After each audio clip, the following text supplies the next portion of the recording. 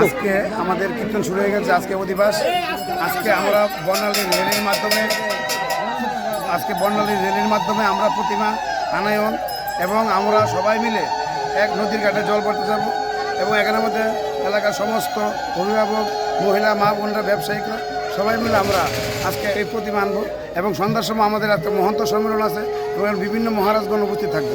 আচ্ছা, রেলিটা চন্দ্রপুর বাজার থেকে কোন কোন জায়গা পরিক্রমণ করবে? চন্দ্রপুর হয়েছে আসামতলা রোড হয়ে আড়ালিয়া, আমাকে সেটা পরে করবো, নদীর ঘাটে যাবো। আপনার পরিচয়টা? আমি বাজার সম্পাদক সদল দাস। কৃষ্ণ হরে কৃষ্ণ কৃষ্ণ কৃষ্ণ হরে হরে হরে রাম রাম রাম হরে হরে হরে কৃষ্ণ কৃষ্ণ কৃষ্ণ হরে হরে হরে রাম